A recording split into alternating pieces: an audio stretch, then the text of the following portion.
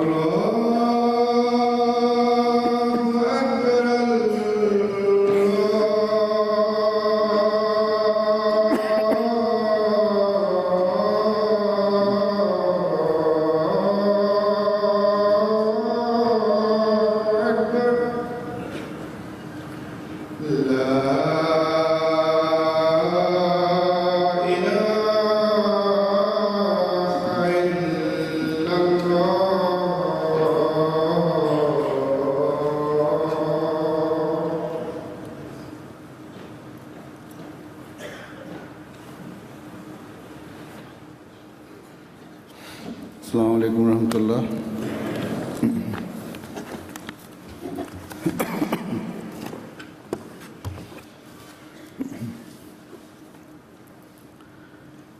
أشهد أن لا إله إلا الله وحده لا شريك له وأشهد أن محمدًا عبده ورسوله أما بعد فأعوذ بالله من الشيطان الرجيم بسم الله الرحمن الرحيم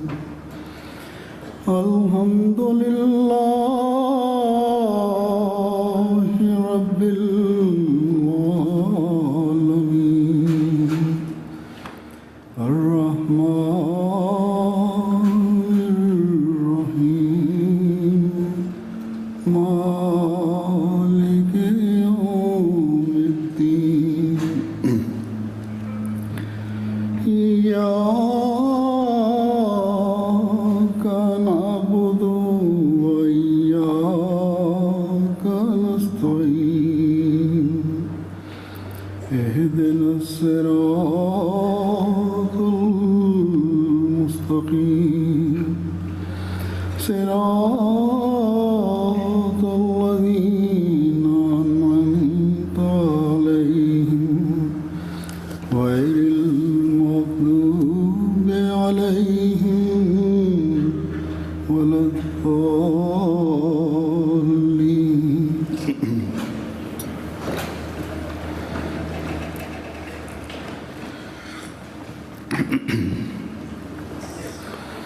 آج اللہ تعالیٰ کے فضل سے ہمارا جلسہ سالانہ شروع ہو رہا ہے۔ اللہ تعالیٰ اس جلسے کو ہر لحاظ سے ببرکت فرمائے۔ موسم کی وجہ سے انتظامیہ بھی فکر مند ہے اور بعض لوگ بھی شاید اس خوف سے کہ بے آرامی نہ اٹھانی پڑے یا بچوں کے ساتھ دقت نہ پیش آئے یا پیچھے اپنے گھروں کا خوف رکھتے ہوئے کیونکہ موسم تمام ملک میں خرابی ہے ہچکچائیں۔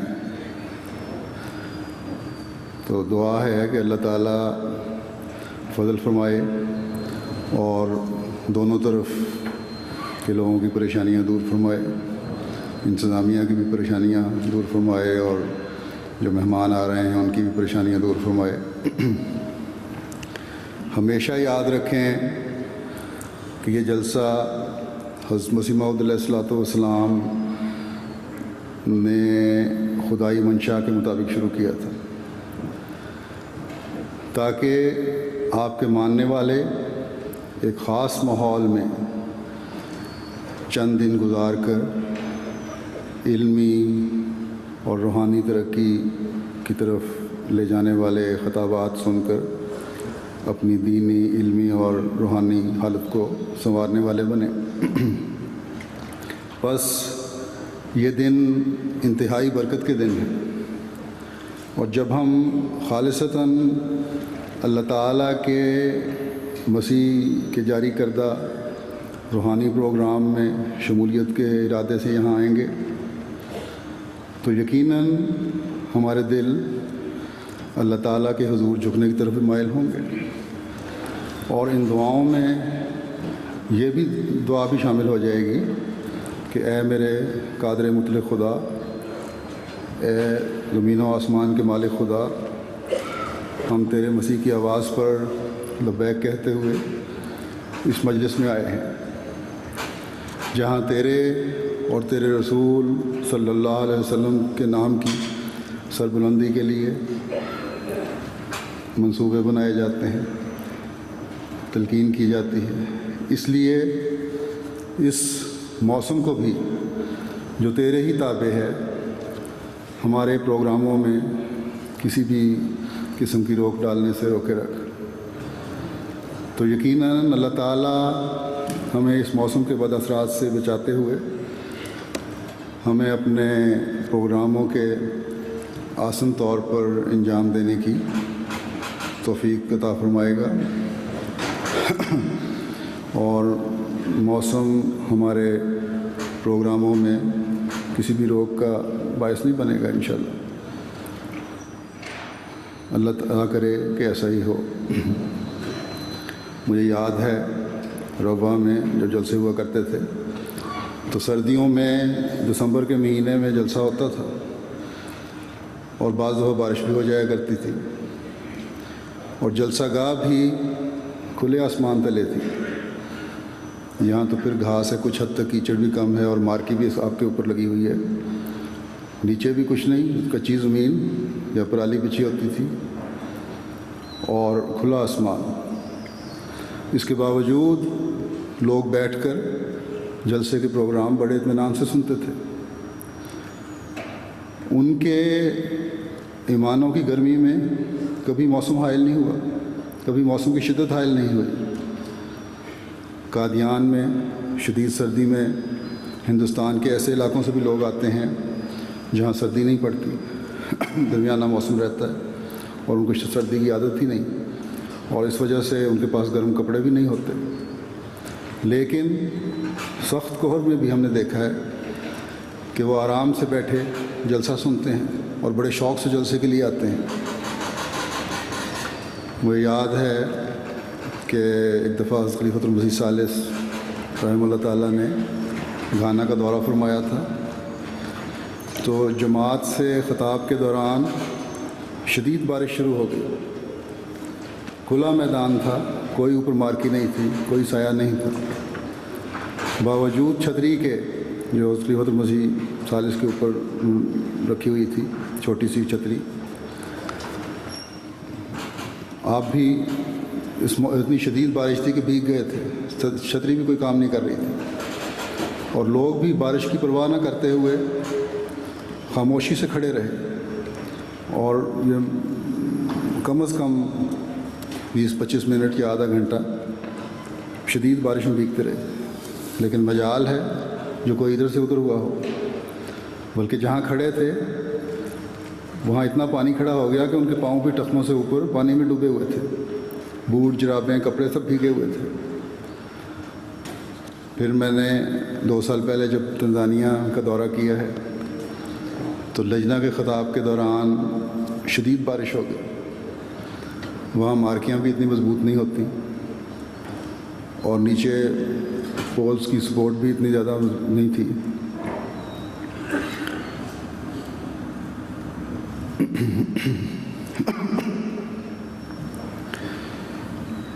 بارش اتنی شدید تھی کہ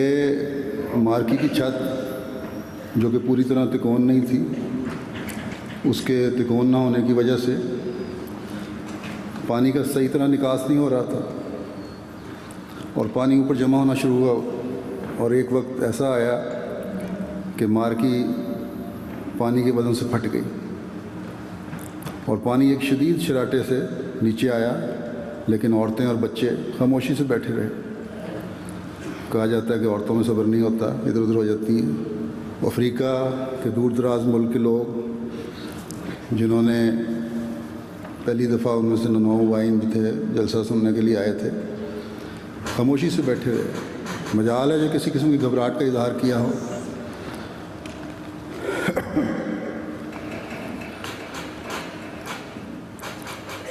تو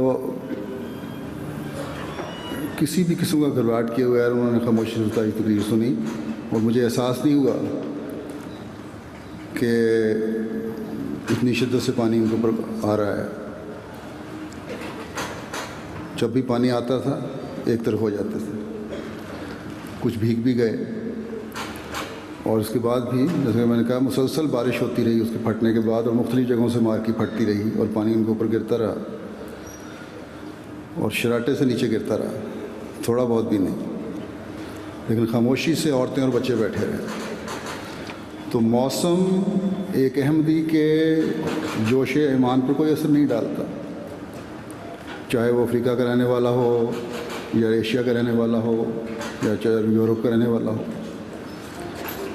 یہاں مجھے کسی نے کہا کہ شاید باہر سے آئے ہوئے لوگ تو آ جائیں، لیکن یہاں کے مقامی لوگ جو ہیں پرانے، یہاں شدت کی وجہ سے شاید خوف زدہ ہوں نہ آئیں، لیکن اللہ کے فضل سے اس وقت ڈال جو ہے مارکیٹ میں کافی لوگ بیٹھے ہیں، اور ٹریفک کی وجہ سے باہر پھنسے ہوئے ہیں، اور کافی تعداد میں اللہ کے فضل سے لوگ آئے ہیں۔ تو موسم کی شدتیں ہمارے ایمانوں کی گرمی میں کبھی روک پیدا نہیں کر سکی اور نہ انشاءاللہ کریں گی۔ اس لیے مجھے امید ہے کہ اگر اللہ تعالیٰ کی یہی مرضی ہے کہ بارش ہوتی رہے اور ہم اس موسم میں جلسہ سنیں تو جلسے کا انتظام درہم برہم نہیں ہوگا اور آپ سب لوگ اس سے مکمل تعاون کریں گے۔ اور جیسا کہ میں نے کہا کچھ لوگ آ بھی رہے ہیں اور مزید آنے کا پروگرام بھی یہ راستے میں ہوں گے اور انشاءاللہ تعالی حاضری پر بھی زیادہ اثر نہیں پڑے گا۔ تاہم یہ دعا ضرور مانگنی چاہیے کہ اللہ تعالیٰ اس کے بعد اثرات سے ہمیں سب کو بچائے اور یہ بارش اور یہ موسم اللہ تعالیٰ کی ناراضگی لیے ہوئے نہ ہو۔ حضرت صلی اللہ علیہ وسلم ایسے موسموں میں جو شدت ہوتی تھی ہوا اور آندھی اور طوفان اور بارش کی تو یہ دعا کیا کرتے تھے کہ اللہم انی اسألک خیرہا و خیر ما فیہا و خیر ما ارسلت بہ و اعوذ بک من شرہا و شر ما فیہا و شر ما ارسلت بہ۔ اے اللہ، میں اس بارش یا ہوا، آندھی، طوفان، کل شدید ہوا بھی تھی، کہ تجھ سے ظاہری اور باطنی خیر و بھلائی چاہتا ہوں اور وہ خیر بھی چاہتا ہوں جس کے ساتھ یہ بھیجی گئی ہے، اور میں اس کی ظاہری و باطنی شر سے اور اس شر سے بھی پناہ مانگتا ہوں جس کے ساتھ یہ بھیجی گئی ہے۔ بس اللہ تعالیٰ سے پناہ مانگتے ہوئے اس کے سامنے جھکے رہیں، اللہ تعالیٰ کی طرف سے ہر حال میں خیر ہمیں پہنچے اور ہر شر سے اللہ تعالیٰ بچائے۔ ان دنوں میں خاص طور پر دعاؤں پر زور دیں، جیسا کہ میں نے کہا برطانیہ میں بارشوں اور طوفانوں کی زد میں ہے اور دنیا کے دوسرے ممالک بھی۔ اس لیے یہ جو اللہ تعالیٰ نے ہمیں ان دنوں میں ایک جگہ جمع ہو کر دعاؤں کا موقع دیا ہے، اس سے فائدہ اٹھانا چاہیے۔ اللہ تعالیٰ کے آگے تو کوئی مشکل نہیں ہے کہ باوجود محکمہ موسمیات کی اس پیش گوئی کے کہ آئندہ 2-3 دن بھی بارشیں ہوتی رہیں گی، ہمیں ان بارشوں سے محفوظ رکھے اور ہمارا جلسہ بخیر و خوبی اختتام کو پہنچے اور جلسہ کی برکات سمیٹ کر ہم گھروں کو لوٹیں۔ اللہ تعالیٰ ہمیں ہمیشہ اپنے انعاموں کا وارث بناتا رہے۔ اس وقت جلسہ کے تعلق سے کچھ توجہ مہمانوں کو بھی دلانا چاہتا ہوں۔ کچھ باہر سے آنے والے اس جلسہ میں پہلی دفعہ شامل ہو رہے ہیں اور اکثریت وہ ہمیشہ کئی سالوں سے آنے والوں کی ہے، لیکن اس اکثریت کو بھی بعض امور کی یاد دہانی کی ضرورت ہوتی ہے۔ اسی طرح چند باتوں کی کارکنان کو بھی توجہ دلاؤں گا، گو کہ بہت ساری باتوں کی طرف توجہ دلا چکا ہوں پہلے۔ حضرت صلی اللہ علیہ وسلم نے مہمانوں کو اور میزبانوں کو دونوں کو ایک حدیث میں اس طرح توجہ دلائی ہے کہ مہمانوں اور میزبانوں دونوں کو ایک دوسرے کا خیال رکھنا چاہیے۔ ایک حدیث میں آتا ہے، آپ نے فرمایا کہ جو شخص اللہ اور یوم آخرت پر ایمان رکھتا ہے اسے چاہیے کہ اپنے مہمان کی تکریم کرے۔ اس کی خصوصی مہمان نوازی 1 دن رات ہے، جبکہ عمومی مہمان نوازی 3 دن تک ہے اور 3 دن سے زائد صدقہ ہے۔ مہمان کے لیے یہ جائز نہیں کہ وہ اتنا عرصہ مہمان نواز کے پاس ٹھہرا رہے کہ میزبان کو تکلیف میں ڈالے۔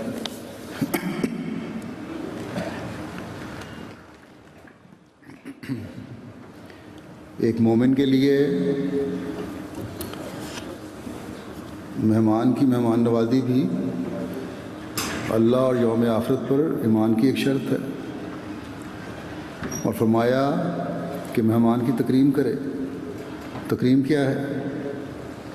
یعنی خوش دلی سے اس کی مہمان نوازی کرے، کھلے ہاتھوں سے اس کا استقبال کرے، گھر میں لائے، اس کے سامنے کوئی ایسی بات نہ کرے جس سے اس کے جذبات کو تکلیف پہنچے، اس کی عزت افزائی کرے، اور نہ صرف منہ سے بلکہ اپنے ہر عمل سے بھی مہمان کو کی سے انتہائی خلوص کا سلوک کرے اور اس کو کسی بھی عمل سے یہ اشارہ تک نہ ہو کہ اس کا آنا میزبان کے لیے مشکل کا باعث بن گیا۔ اپنے وسائل کے لحاظ سے بہترین رنگ میں اس کی رہائش اور خوراک کا انتظام کرے، اور یہ سب کچھ ایک مومن اپنے مہمان کے لیے اس لیے کر رہا ہوگا کہ اللہ تعالیٰ کی رضا حاصل کرے، اور ہر ایک کے اپنے اپنے وسائل اور بعض مجبوریاں ہوتی ہیں، اس لیے فرمایا کہ ایک دن تو تکلیف برداشت کر کے بھی کرنا پڑے تو کرو، اور خاص تکلف کرو کہ یہی تکریم ہے۔ اس کے بعد پھر عمومی مہمان نوازی ہے، اور مہمان کو یہ نصیحت فرمائی کہ تم بھی حقیقت کو سامنے رکھو اور اپنے میزبان پر زیادہ بوجھ نہ بنو، اور اس کو یہ بتانے کے لیے کہ تمہارا اپنے میزبان پر زیادہ بوجھ ڈالنا اللہ اور اس کے رسول کے نزدیک پسندیدہ فعل نہیں ہے۔ فرمایا کہ 3 دن سے زیادہ کی مہمان نوازی پھر صدقہ بن جاتا ہے، اور صدقہ تو صرف انتہائی غریب اور ضرورت مند کو دیا جاتا ہے۔ بس یہ سمویا ہوا حکم ایسا ہے جو میزبان کو اور مہمان نوازی مہمان اور میزبان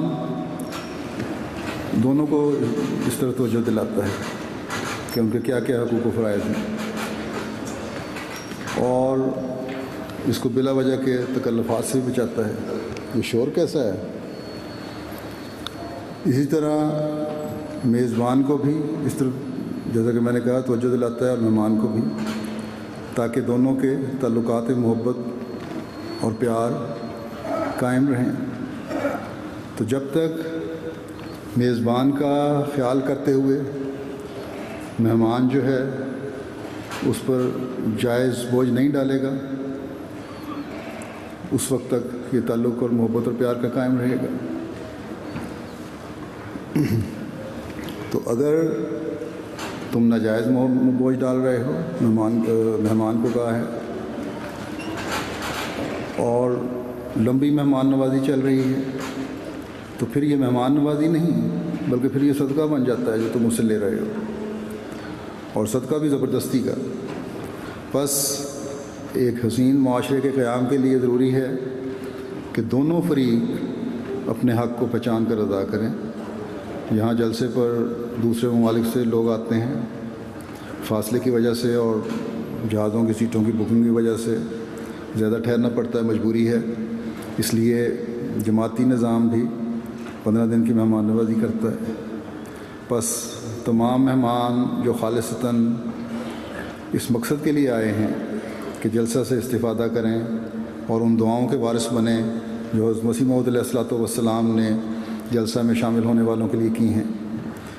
اس بات کا خیال رکھیں کہ بجائے اس کے کہ جماعتی نظام یا ان کے دوست احباب ایسا اظہار کریں جس سے اکرام ضیف پر زد پڑتی ہو، خود ہی اپنے پروگرام ایسے رکھیں کہ 15 دن میں یا جو بھی معین وقت پہلے آ کے انہوں نے بتایا ہے اپنے میزبان کو، اس میں واپسی ہو جائے۔ اکثریت تو مجھے ملی ہے پاکستان سے آنے والوں کی بھی، جو جلدی جانے کا ارادہ رکھتے ہیں اور خالصتاً جلسے کی نیت سے آئے ہیں، لیکن بعض یہاں رہ کر اپنے کام کرتے رہتے ہیں اور پھر جماعت پر بوجھ بھی ڈالتے ہیں۔ تو اسی طرح چند ایک ایسے بھی ہیں جو اسائلم کی نیت سے آتے ہیں۔ گزشتہ سال بھی اس طرح کچھ لوگ آئے تھے۔ تو ہمیشہ میں واضح کرتا ہوں، اب بھی واضح کر دوں کہ جلسہ پر آنے والے، چاہے وہ ہندوستان سے آئے ہیں یا بنگلہ دیش سے آئے ہیں یا پاکستان سے آئے ہیں یا کسی بھی ملک سے آئے ہیں، ان کو برٹش ایمبیسی نے ویزا اس لیے دیا ہے کہ انہوں نے جلسہ میں شامل ہونا ہے۔ بس یہ اعتماد جو ایمبیسیز جماعت کے ممبران پر کرتی ہیں، انہیں ٹھیس نہ پہنچائیں، اس سے جماعت کی بدنامی ہوتی ہے۔ اور آئندہ سال کے لیے جلسہ پر آنا چاہتے ہیں لوگ، انہیں بھی اس وجہ سے کہ تمہارے کچھ لوگ جلسہ کے نام پر گئے تھے اور واپس نہیں آئے، ویزا دینے سے انکار ہو جاتا ہے۔ اس بارے میں ایک اور بات یاد رکھیں کہ چند لوگوں نے یورپ کے دوسرے ممالک میں جا کر اسائلم کیا تھا، اس کی بھی اجازت نہیں ہے۔ بس ہمیشہ یاد رکھیں کہ جلسہ پر آنے کی نیت کو نیک رکھیں، اور جلسہ کی برکات سے فیض یاب ہونے کے بعد جتنی جلدی واپسی ہو سکتی ہے کریں۔ پھر ایک بات جس کی طرف مہمانوں اور میزبانوں دونوں کو توجہ دلانی چاہتا ہوں، یہ ہے کہ اس میں سے باہر سے آنے والے ملکوں کے مہمان بھی ہیں جن کو توجہ دلانی ہے، اور یہاں رہنے والے لوگ بھی ہیں جلسہ میں شامل ہو رہے ہیں اس ملک کے رہنے والے، کہ یہ جلسہ جس کی بنیاد حضرت مسیح موعود علیہ الصلوۃ والسلام نے خالص دینی مقاصد کے حصول کے لیے رکھی ہے، اس لیے اس میں ہر جگہ پر اور ہر موقع پر اسلامی اخلاق کا مظاہرہ ہونا چاہیے۔ ایک حدیث میں آتا ہے، حضرت ابو ہریرہ رضی اللہ عنہ سے روایت ہے کہ وہ حضور صلی اللہ علیہ وسلم کی خدمت میں حاضر ہوئے اور عرض کی کہ یا رسول اللہ، جب میں آپ کو دیکھتا ہوں تو میرا دل خوشی سے بھر جاتا ہے اور آنکھوں میں ٹھنڈک پڑ جاتی ہے، بس مجھے آپ ہر چیز کے بارے میں بتا دیں۔ حضور صلی اللہ علیہ وسلم نے فرمایا کہ اللہ تعالیٰ نے ہر چیز کو پانی سے پیدا کیا ہے۔ اس پر میں نے عرض کی کہ مجھے کوئی ایسا عمل بتائیے کہ جس پر عمل کرنے لگوں تو جنت میں داخل ہو جاؤں۔ آپ نے فرمایا کہ سلام کو رواج دو، کھانا کھلایا کرو، صلہ رحمی کیا کرو، اور اس وقت نماز پڑھو جب کہ لوگ سو رہے ہوں، تو پھر سلامتی کے ساتھ جنت میں داخل ہو جاؤ گے۔ تو ایک دوسری روایت میں ہے اسی طرح کی ہے، اس میں ہے کہ جسے تم جانتے ہو یا نہیں جانتے سلام کرو اسے۔ تو یہ ہیں اسلامی اخلاق کہ سلام کو رواج دو، کیونکہ سلام جب پہنچا رہے ہوگے تو امن و سلامتی کا پیغام ایک دوسرے کو دے رہے ہوگے، اور دل سے نکلے ہوئے اس پیغام سے دلوں کی نفرتیں اور قدورتیں بھی دور ہوتی ہیں۔ بعض عزیزوں رشتہ داروں میں چھوٹی چھوٹی باتوں پر رنجشیں پیدا ہو جاتی ہیں، اور بڑھتے بڑھتے اس حد تک چلے جاتے ہیں کہ ایک دوسرے سے ملنا جلنا ہی ختم ہو جاتا ہے۔ سلام کرنا تو دور کی بات ہے، ایک دوسرے کی شکل دیکھنا بھی گوارا نہیں کرتے۔ اللہ اور اس کا رسول فرماتے ہیں صلی اللہ علیہ وسلم کہ ایک دوسرے پر سلامتی بھیجو۔ بس ان دنوں میں اس ماحول سے فائدہ اٹھائیں جن میں آپس میں رنجشیں ہیں، وہ اس خود ساختہ دیوار کو گرائیں، ان رنجشوں کو ختم کریں اور بڑھ کر ایک دوسرے کو سلام کریں، تاکہ جس روحانی ماحول سے فیض اٹھانے کے لیے آئے ہیں اس کی حقیقی برکات سے مستفید ہو سکیں۔ حضرت مسیح موعود علیہ الصلوۃ والسلام نے جلسہ کے مقاصد میں سے ایک مقصد یہ بیان فرمایا ہے کہ نئے شامل ہونے والے اور پرانے احمدی ایک دوسرے کو دیکھ لیں گے، اور اس طرح رشتہ تودد و تعارف ترقی پذیر ہوگا۔ اگر پرانے رشتوں اور تعلقات میں دراڑیں پڑ رہی ہوں گی تو نئے رشتے بھی مضبوطی والے نہیں ہوں گے، پھر ان کا اثر ان پہ نئے رشتوں پہ بھی پڑ رہا ہوگا۔ بس ان دنوں سے فائدہ اٹھاتے ہوئے جہاں نئے تعارف حاصل کر کے محبت میں بڑھ رہے ہوں، وہاں اس روحانی ماحول کی برکت سے اپنے ٹوٹے ہوئے رشتے بھی جوڑیں اور سلامتی پھیلائیں اور اللہ تعالیٰ کی رضا حاصل کرنے والے بنیں۔ یہ ایک دوسرے کو سلام کرنے کے نظارے اس کے علاوہ بھی عمومی طور پر نظر آنے چاہیے، جیسا کہ حدیث میں ہے کہ سلام کو رواج دو، چاہے ایک دوسرے کو جانتے ہو یا نہیں جانتے سلام کریں، اور یہی چیز جو ہے تودد و تعارف کا باعث بنے گی، ایک دوسرے سے محبت بڑھے گی۔ اس سلام کرنے میں ڈیوٹی والے بھی شامل ہیں اور دوسرے شاملین جو ہیں ان کے لیے بھی حکم ہے کہ ہر ایک کو پہل کرنے کی کوشش کرنی چاہیے سلام کرنے میں، تاکہ یہ سلامتی کی فضا اللہ تعالیٰ کے فضلوں کو جذب کرنے والی بنے۔ کھانا کھلاؤ، ضرورت مندوں کی ضرورتیں پوری کرو، یہ بھی محبت بڑھانے کا ذریعہ ہے۔ پھر فرمایا صلہ رحمی کرو، اپنے رشتوں کا احترام کرو، اور پھر فرمایا فرض نمازوں کے علاوہ نفلی نمازوں کی طرف بھی توجہ دو۔ ان دنوں تو یہاں اجتماعی انتظام کے تحت رہنے والے تو اکثریت نفلوں کی طرف توجہ کرتے ہیں۔ ایک بہت بڑی تعداد جو گھروں میں رہتی ہے، جو یہاں قیام گاہوں میں نہیں رہ رہی، ان 3 دنوں میں اپنی فرض نمازوں کا بھی اہتمام کریں اور نفلوں کا بھی اہتمام کریں، بجائے اس کے کہ دوستوں عزیزوں کے ساتھ رات گئے تک باتیں کرتے رہیں اور مجلسیں جماتے رہیں اور وقت پر نہ سوئیں، جس سے صبح اٹھنا مشکل ہو جائے۔ وقت پر سوئیں اور نوافل بھی پڑھیں تاکہ اس جلسہ کے روحانی ماحول سے حقیقی رنگ میں فائدہ اٹھا سکیں، اور اللہ تعالیٰ کے رسول کی اس بات کی ضمانت فرماتے ہیں کہ یہ باتیں تمہیں پھر جنت میں لے جانے والی ہوں گی۔ سلام کے رواج دینے کے سلسلے میں صحابہ کا طریق بھی بتا دوں۔ روایت میں ہے کہ ایک دن ایک صحابی اپنے ایک دوسرے صحابی دوست کو گھر گئے، سلام کیا اور کہا کہ آؤ بازار چلیں۔ وہ ان کے ساتھ ہو لیے، کچھ دیر بازار میں پھر آ کر واپس آ گئے اور کوئی چیز نہیں خریدی۔ چند دنوں کے بعد پھر یہ پہلے صحابی دوبارہ اپنے اس دوست کے پاس گئے کہ آؤ بازار چلیں۔ تو پہلے صحابی نے پوچھا کہ چند دن پہلے بھی آپ گئے تھے اور پھر آ کر واپس آ گئے تھے اور بازار میں کچھ خریدا تو تھا نہیں، تو آج بھی اسی طرح کرنا ہے تو بازار جانے کی ضرورت کیا ہے آپ کو؟ کہنے لگے میں بازار تو اس لیے جاتا ہوں کہ لوگ ملتے ہیں، وہ ہمیں سلام کہتے ہیں اور ہم انہیں سلام کہتے ہیں، اور اس طرح ہم ایک دوسرے کو سلامتی کی دعاؤں سے نوازتے ہیں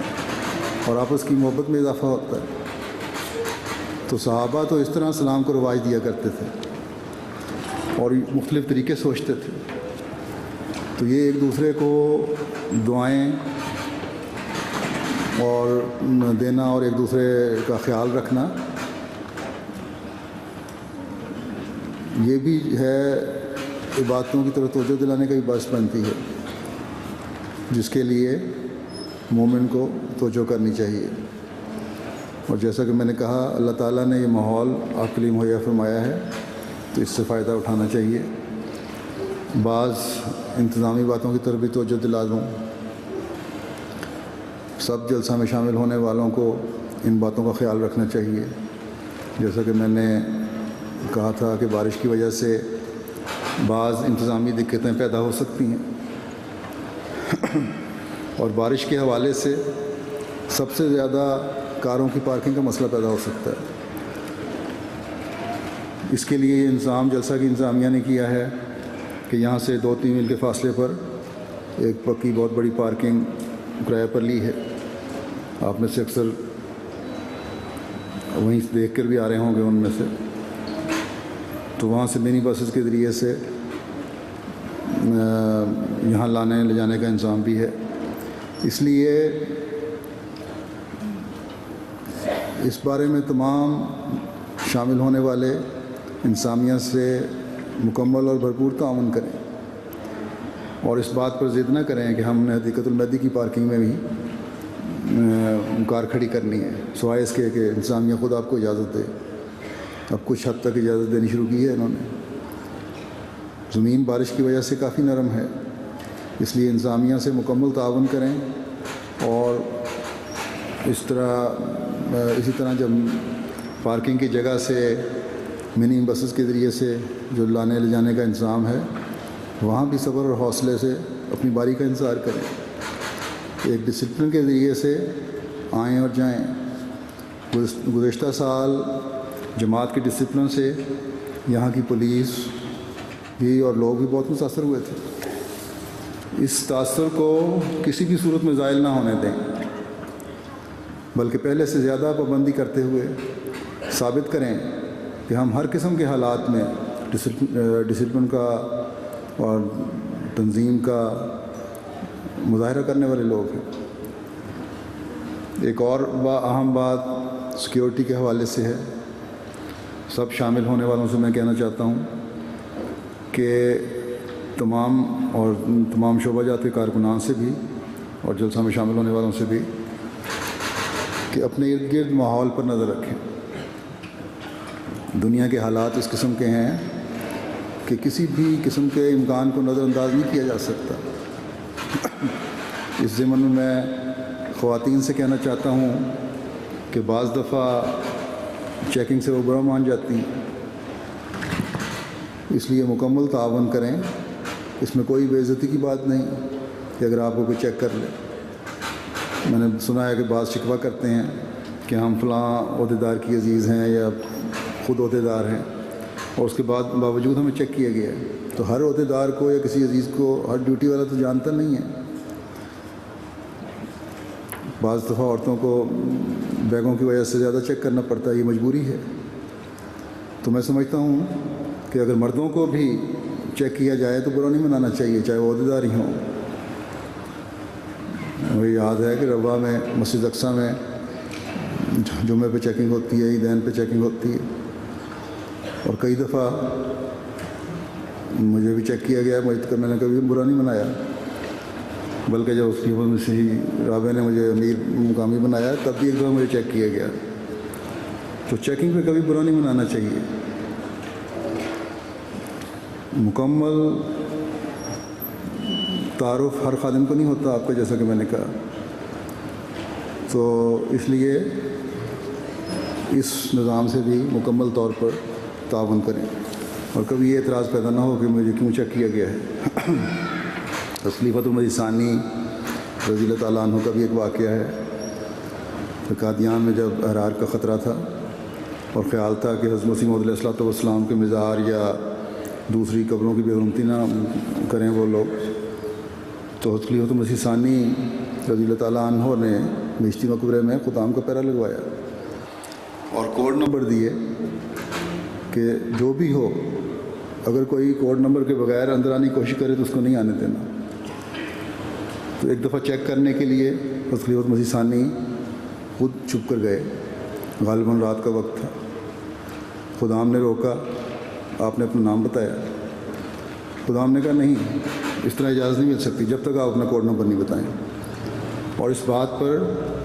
خلیفۃ المسیح ثانی نے بڑی خوشنودی کا اظہار فرمایا کہ یہ خدام ہے جنہوں نے اپنی صحیح ڈیوٹی دی ہے۔ تو یہ جو انتظام ہے یہ ہمارے اپنے ہی فائدے کے لیے ہے، اس میں کسی بھی قسم کی برا منانے والی بات نہیں ہے۔ لیکن ڈیوٹی والی خواتین ہیں یا مرد ہیں، ان کو بھی میں کہتا ہوں کہ آپ لوگوں کو اپنے رویوں سے کسی قسم کا ایسا اظہار نہیں کرنا چاہیے جس سے سختی، کرختگی یا کسی بھی طرح کی یہ احساس ہو کہ آپ دوسرے سے عزت سے پیش نہیں آئے۔ بعض بلا وجہ کی سختی کرتے ہیں، گزشتہ سال بھی شکایات آتی رہی تھیں۔ اللہ تعالیٰ اس جلسے کو بابرکت فرمائے اور ہر ایک کو ہر لحاظ سے اپنی حفاظت میں رکھے، اور کوئی ایسی بات نہ ہو جو کسی کے لیے بھی تکلیف کا باعث بنے۔ اور جیسا کہ میں نے کہا کہ عمومی طور پر سب شامل ہونے والوں اور ڈیوٹی والوں کو اپنے ماحول پر نظر رکھنی چاہیے، کیونکہ یہ ایک بہت بڑا ذریعہ ہے سیکیورٹی کا۔ جب ہر ایک چوکس ہوگا تو شرارت کرنے والوں کو آسانی سے شرارت کا موقع نہیں ملتا پھر۔ لیکن اس بارے میں ایک بات یاد رکھیں کہ اگر کوئی مشکوک مرد یا عورت کو دیکھیں تو اس پر نظر رکھیں اور حفاظت کے شعبہ کو اطلاع کریں، خود براہ راست اسے چھیڑ چھاڑ نہ کریں، اور سیکیورٹی والوں کے آنے تک اس اجنبی پر نظر رکھیں۔ ہر ایک خود بھی اس بات کی پابندی کرے کہ اپنے شناختی کارڈ ہمراہ رکھیں، بلکہ سامنے رکھیں، اور کارکنان سے جب بھی مطالبہ ہو شناختی کارڈ دکھانے کا تو فوراً ان کو دکھا دیں۔ جیسا کہ میں پہلے بھی کہہ چکا ہوں کہ گزشتہ سال تمام فکروں کے باوجود اس علاقے کے لوگ ہمارے ڈسپلن اور تنظیم سے بہت متاثر ہوئے تھے۔ اس سال بھی خاص طور پر اس بات کا خیال رکھیں، اللہ تعالیٰ ہر ایک کو اعلیٰ اخلاق کا مظاہرہ کرنے کی توفیق دے۔ ان دنوں میں اپنے لیے بھی اور اپنے پیچھے چھوڑے ہوئے گھروں کے لیے بھی دعائیں کریں۔ حضرت صلی اللہ علیہ وسلم سفر جاتے ہوئے دعائیں کرتے تھے، ان میں سے ایک اس طرح سے ہے کہ ایک روایت کے اس طرح ہے، حضرت عبداللہ بن سرجس رضی اللہ تعالیٰ عنہ سے روایت ہے کہ رسول اللہ صلی اللہ علیہ وسلم جب سفر پر روانہ ہوتے تھے تو سفر کی مشقتوں اور غمگین ہو کر واپس لوٹنے، کام سنورنے کے بعد اس کے بگڑنے اور مظلوم کی بد دعا اور اہل و عیال اور اموال میں برا منظر دیکھنے سے اللہ کی پناہ مانگا کرتے تھے۔ اللہ تعالیٰ ہم میں سے ہر ایک کو ہر شر سے محفوظ رکھے، نہ سفر کی سہولتیں ہمیں کوئی نقصان پہنچائیں، نہ موسم کی شدت ہمیں کوئی نقصان پہنچائے، اور خیریت سے گھروں کو جائیں۔ جلسہ پر شامل ہونے والوں کو دعائیں دیتے ہوئے حضرت مسیح موعود علیہ الصلوۃ والسلام فرماتے ہیں کہ اس جلسے پر جس قدر احباب محض للہ تکلیف سفر اٹھا کر حاضر ہوئے، خدا ان کو جزائے خیر بخشے اور ان کے ہر قدم کا ثواب ان کو عطا فرمائے، آمین ثم آمین۔ پھر آپ فرماتے ہیں بالآخر میں دعا پر ختم کرتا ہوں کہ ہر یک صاحب جو اس للہی سفر کے لیے للہی جلسے کے لیے سفر اختیار کریں، خدا تعالیٰ ان کے ساتھ ہو اور ان کو اجر عظیم بخشے اور ان پر رحم کرے اور ان کی مشکلات اور اضطراب کے حالات ان پر آسان کر دے اور ان کے ہم و غم دور فرماوے اور ان کو ہر یک تکلیف سے مخلصی عنایت کرے اور ان کی مرادات کی راہیں ان پر کھول دے اور روز آخرت میں اپنے بندوں کے ساتھ ان کو اٹھاوے جن پر اس کا فضل و رحم ہے، اور تا اختتام سفر ان کے بعد ان کا خلیفہ ہو۔ اے خدا، اے ذو المجد والعطا، اے رحیم اور رحیم اور مشکل کشا، یہ تمام دعائیں قبول کر اور ہمیں ہمارے مخالفوں پر روشن نشانوں کے ساتھ غلبہ عطا فرما کہ ہر یک قوت اور طاقت تجھی کو ہے، آمین ثم آمین۔ اللہ تعالیٰ ہمیں ان تمام دعاؤں کو وارث بنائے۔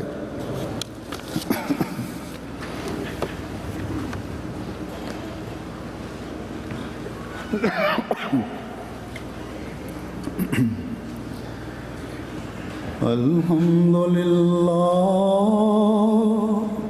الحمدللہ نحمدہ ونستعینہ ونستغفرہ ونؤمن به ونتوکل علیہ ونعوذ باللہ من شرور انفسنا ومن سیئات اعمالنا، من يهده الله فلا مضل له ومن يضلل فلا هادي له، ونشهد أن لا إله إلا الله ونشهد أن محمدًا عبده ورسوله۔ عباد الله رحمكم الله، إن الله يأمر بالعدل والإحسان وإيتاء ذي القربى وينهى عن الفحشاء والمنكر والبغي يعظكم لعلكم تذكرون۔ اذكروا الله يذكركم وادعوه يستجب لكم ولذكر الله